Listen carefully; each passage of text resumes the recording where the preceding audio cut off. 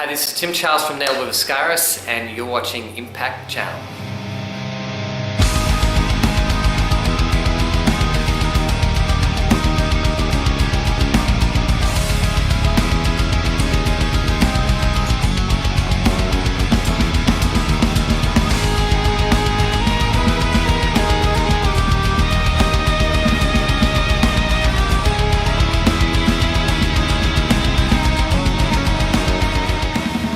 Hi everyone, our guest today is Tim Charles from Ne Obliviscaris.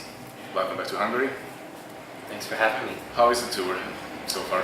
It's been fantastic. You know, it's the first time we've ever done a full headline tour through Europe, and so we didn't really know what to expect from a lot of the shows, but it's been amazing, and a lot of the shows have actually been a lot bigger than we expected, which is exciting to see people coming out and supporting the new record, and I guess that means people liked it, which is always a good thing. It's been fantastic. You know, every time we do a new album, we hope to make sure that it's the best one that we've done, and that we love it. And we definitely felt that was the case with Earn. You know, it was definitely the happiest we've been with an album. You know, we definitely felt it was a step forward for us, a little bit different in some ways. Some things, like with the production, we like better on this record than we've done in the past. And I guess it's that thing of, each time you do a new album, trying to learn from it, so that you can keep getting better as a band, as your career goes on. And you have played many different places around the world. Where have you gained your biggest fan base so far?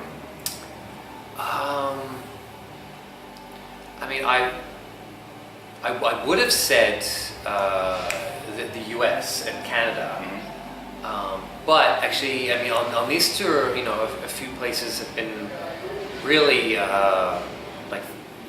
fantastic. Bigger than anywhere except for maybe our hometown in Australia. So obviously Australia, we've been quite a big band for a long time, but on this tour, we were playing in the Netherlands, and in Finland was actually the biggest show of this tour. And also in the UK, it was about twice as big as the last headline tour we did in the UK, which was fantastic. But yeah, so it seems to be spreading everywhere. So we used to be quite a lot bigger in the US than we were in Europe, but this tour actually has been almost matching that or bigger, which is exciting. So it seems like a bit more even around the world now, which is a good thing. Great to hear. And do you have a favorite place to visit as a musician and as a tourist?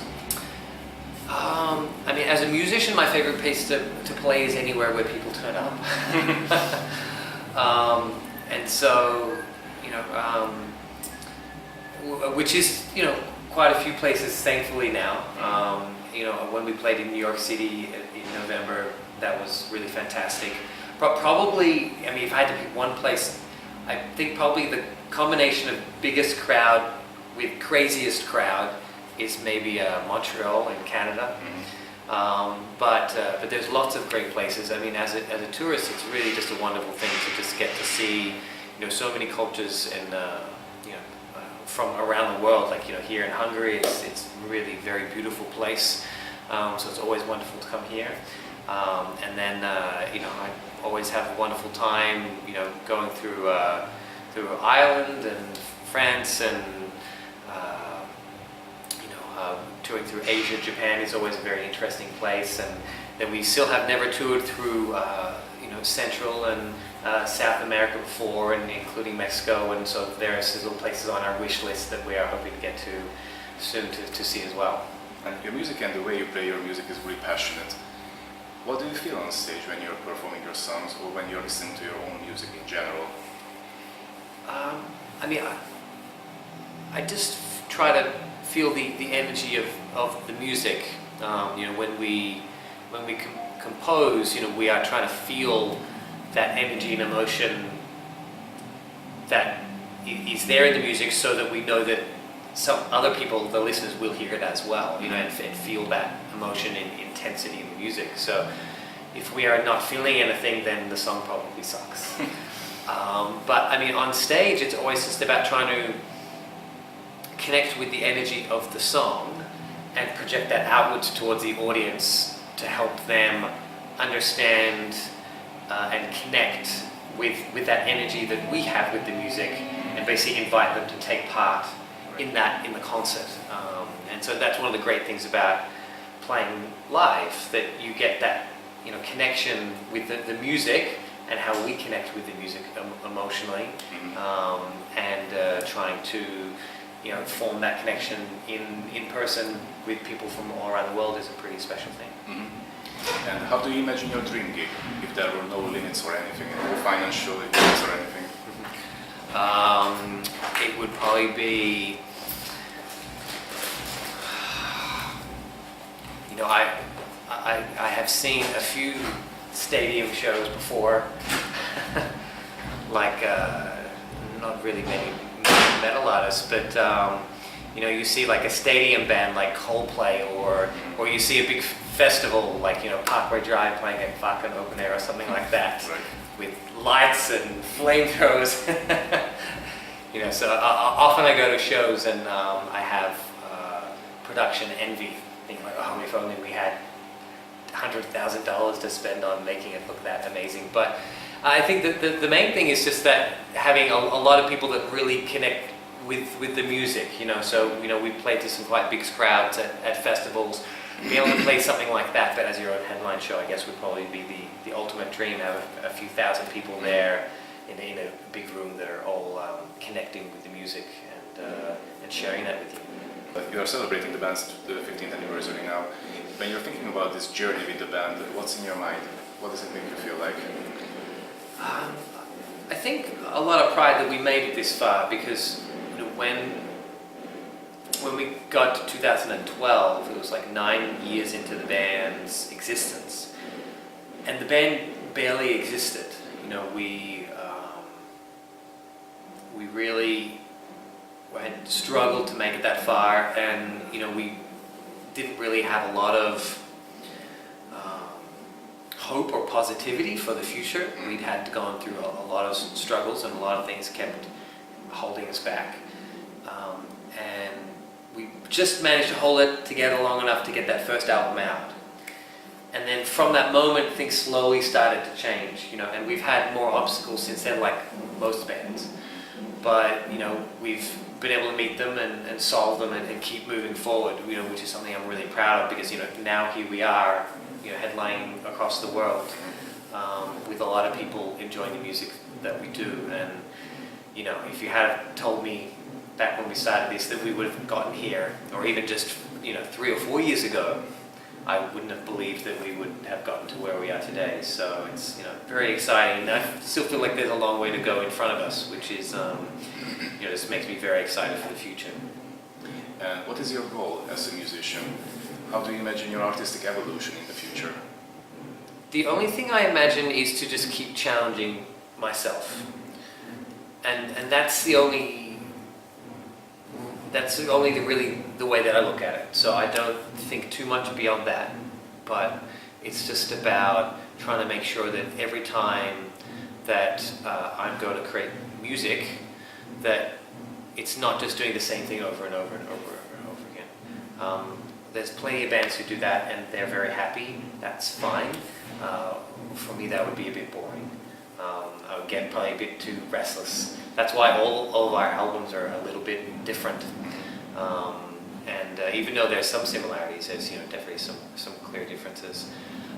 So I just want to keep challenging myself, and all other guys feel the same. Just we just keep challenging ourselves to just explore the realms of music and see what comes out.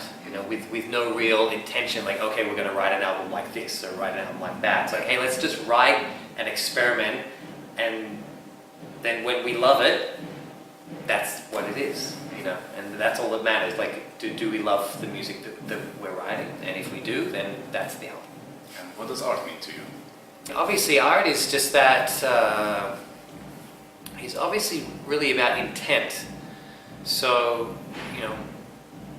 trying to put some meaning behind what you are creating. So, we have always kind of given a lot of thought and considered, what we do in Ne Obliviscaris as, as something that artistic, as a musical art form.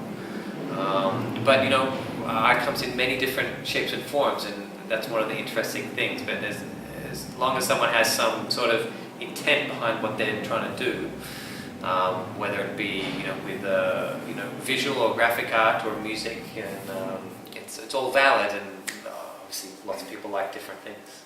Would you be an artist in a different era? You mean like visual, like Any kind of art, any kind of art.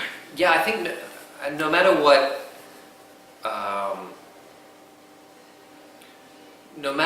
I was, it would be something creative. Mm-hmm. So I went to conservatorium to study classical violin after I finished high school, thinking that that's where I would end up with my career, maybe join an orchestra or something like that. And then I got a bit distracted by this band and doing that instead, which is a great thing. Now, if I had have lived in another era, maybe I would have just continued with my classical studies and joined an orchestra. And that's probably, I think, where I would have ended up. And would you go for a time travel if you had a chance? Yeah, but where to go would be the tricky thing. And whether to go, I don't know if you would want to go forward or back. I mean, I'm fascinated by history and the culture and the way things have developed from where we were as, a lot of different separate cultures and overall as a human race. But yeah, definitely would be a fascinating thing to experience some different eras for sure. And if you could summon a historical person and a mythical creature for a chat, who would you pick and why? I don't even have to go back that far. I mean, if I could just sit down and have a chat like this with John Coltrane, that would be pretty amazing to me. He's probably my favorite musician of all time, and so yeah, just to be able to have that opportunity to kind of understand a little bit more how his genius musical brain works would be wonderful. How about a mythical or mythological creature? I think my daughter, I've got a 6-year-old daughter at home, I think she would have a kick of if I could summon back maybe a unicorn to give to her for her birthday. She'd probably think I was a pretty great dad then. And what are the values that you want to pass to your child? I think the most important things are to always strive to be the best version of yourself that you can be, because people can change, but at the same time, there are inherent qualities that people have within themselves that are different and unique to other people. So what I feel like with my own life is, and still is, this journey of trying to understand what is unique and special about me, and how do I continue to thrive and improve those qualities to not just be benefit of me, but of those around me as well. So it's that idea of making sure that you don't feel like you have to be like everyone else. You have that confidence to be yourself and not to give a shit what other people think. And then to make sure that you use those positive qualities you have to not be selfish and to be of a help in the world to other people, and make sure that you're not just doing things for your own benefit, that you're being considerate of the people that are around you, not just in your immediate personal life, but in the world in general, the way you're thinking about society, even the way that you're voting in politics. You're voting for what's best for you or what's best for everybody. Thinking about the big picture is something that's very important. Your covers and artwork is full of symbols. Is there any symbol that's more important to you? Something that really represents your personality? For me personally, I would say not really. But very much the artwork and that side of the band is very much Zen's domain, because he does all of our work for all of the albums and our t-shirts and all of that sort of stuff. But yeah, no, I wouldn't say there's anything in particular that reflects me, because it's such a, I guess, combination of so many different things that are represented there. If you could get a superpower, what would you ask for? Superpower? I think flying would be pretty cool. or maybe like teleportation, you know, so that I could go on tour and then like teleport back home and spend the night, you know, with my daughter back home. That would be pretty amazing. Subject change. Could you please say a few words about your Patreon project called Ne Obliviscaris? Yeah, I mean, basically in you know, end of 2005, you know, we realized that we were getting somewhere as a band, and we were getting these great opportunities to tour across the world, but the reality was we were getting offered opportunities that were leaving us with significant losses from tours. So, you know, we might get offered a great tour that was going to cost us, you know, $20,000 that we would then lose at the end of the tour, but maybe we make lots and lots of new fans. And we had done a few of those tours. And thankfully we had been able to do a big crowdfunding campaign in 2014 where we raised quite a lot of money, and that's basically how we had the money to start touring internationally in the first place. But that money was running out and we had to work out what to do. So basically, you know, I had this idea for this ongoing like subscription service where fans could, you know, basically sign up with a monthly subscription to be a bigger part of what we were doing with the band. And instead of it being like a one-off crowdfunding, it was like, okay, well, how about we make a more direct and consistent, you know, experience and connection with our fan base, and instead of just relying on old methods that in the industry don't work anymore, come up with something ourselves, you know, because the reality is that the music industry has changed enormous amounts and bands don't make very much money from CD sales anymore, or almost none, and that money never got replaced by anything, just bands started making less money. And for a band like us who hasn't been big enough to make enough money on tour, then what do? You know, our choice was either to not tour very much or to find a new way. And so we launched that in 2016 and it's been a huge success, and the band is almost at the stage now where we can do this band full time. It's not quite there yet. We're actually going to be announcing some new things with our Patreon soon, like in the next probably couple of weeks. You know, try and see if we can get it to that next level, so that we can officially, you know, focus on this band full time. But what it has done, it is, you know, enabled us to be able to keep touring and keep doing what we've been doing, which has just been amazing. And so we're, you know, so grateful to have, you know, so many fans supporting us in such a meaningful way. And what are your plans after this tour? After this tour, we will go home for probably about 3 or 4 months, and we've got some more big tours later in the year, which will be announced pretty soon. We're definitely hoping to get back to Europe as quickly as we can. But when we get home, I mean, we'll probably start really getting into, you know, writing the next record and see if we can make some progress on that, so that we can, you know, get another album out sooner rather than later. I mean, you know, we finished the recording and writing for Earn feeling very inspired and feeling like we had lots of ideas left over. So it will be really exciting to get back to, you know, writing more very soon. On the last album, you know, we've worked basically with, you know, Troy McCosker, you know, back home in Australia, producing, you know, co-producing with, you know, myself and the rest of the guys.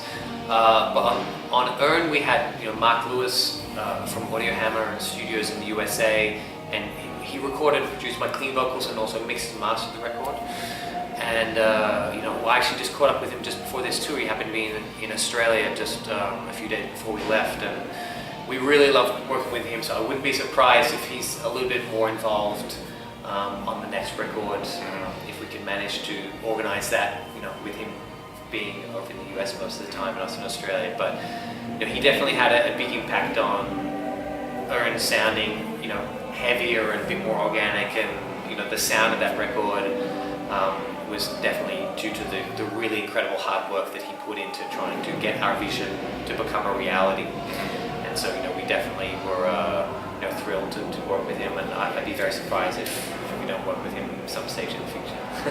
Last few questions. Please name your 5 favorite albums of all time. 5 favorite albums of all time. That's really hard to pick only 5. Sigur Rós, their Brackets album. Budapest, Blackwater Park. John Coltrane, I Love Supreme. Devin Townsend and Ocean Machine, Dream Theater as Scenes from a Memory, and then I could probably name a whole bunch more. But they're ones that are definitely, you know, up there as, you know, whenever I do any list, you know, top 10, 20, they're always in there. So. And if you should pick the bands for a Ne Obliviscaris tribute album, who would you like to hear to cover your songs? Hear us cover our songs. Maybe if like Return to Forever, you know, jazz fusion group. That would be cool. Hear an interpretation of one of our songs as a jazz fusion thing. Some techno version, maybe. maybe like ABBA. ABBA. Yeah. Or yeah, maybe Radiohead could do something a bit weird with one of our songs. They're pretty good at that, reinterpreting stuff in a weird way. So. What's the meaning of life? To come up with a definitive answer to that is difficult, but I mean, I think that, you know, the most important thing you can do in life is just to make sure that you are always trying to better yourself as a person, and then to project that outwards, you know, to the world, and not just be too focused on yourself. Because, you know, I think that, you know, sharing things, you know, with other people is, you know, the great beauty of life. And as much as you can achieve things by yourself, you know, things that you can do with other people is, and those experiences that you can share are definitely something that has, you know, incredible amount of meaning, I think. Do you have a message to your fans? Just a huge thank you for all your support, and you know, hopefully wherever you are in the world, we'll try and come see you again very soon. Thank you for the interview. My pleasure. Thanks, Tibor.